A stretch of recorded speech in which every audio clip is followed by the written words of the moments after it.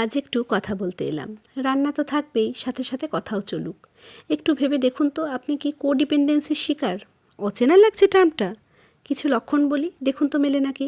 অন্যের ভালো করতে যাওয়ার প্রবণতা, যে ভালো কেউ স্বীকার তো করেই না, উল্টে প্রতি পদে ভুল বোঝে আঘাত দেয়, বা মুখের ওপর না বলতে পারা, বা কেউ অপমান করে চললেও তাকে উল্টে কিছু না বলতে পারা, বা সমাজের ভয়ে সিটিয়ে থাকা, ভুল মানুষের ভুলগুলোকে চোখে দেখেও প্রতিবাদ না করতে পারা। ঠিকই ধরেছেন, এগুলো সবই কোডিপেন্ডেন্সি। এ তো গেল সাইকোলজির কথা। এবার আসি এর শুরু কোথায়। এর শুরু একদম শুরুতে, যখন কোনো বাচ্চা তার নিজের পরিবারে অত্যন্ত কন্ট্রোলের সঙ্গে বড় হয়, তার হয়ে সমস্ত সিদ্ধান্ত নেয় অন্যরা, এমনকি তার উপস্থিতি বা অনুপস্থিতিটাও নির্ধারিত হয় অন্যদের দ্বারা। তার কোনো মতামতই কোনো গুরুত্ব পায় না। তখনই সেই বাচ্চাটার মধ্যে কনফিডেন্সের অভাব তৈরি হয়, যেটা সে সারা জীবন বহন করে চলে। আচ্ছা, এমনটা হচ্ছে না তো আপনার বাচ্চার সঙ্গে? অতিরিক্ত খেয়াল রাখতে গিয়ে আপনি স্বহস্তে আপনার বাচ্চার কনফিডেন্সের অভাব তৈরি করছেন না তো?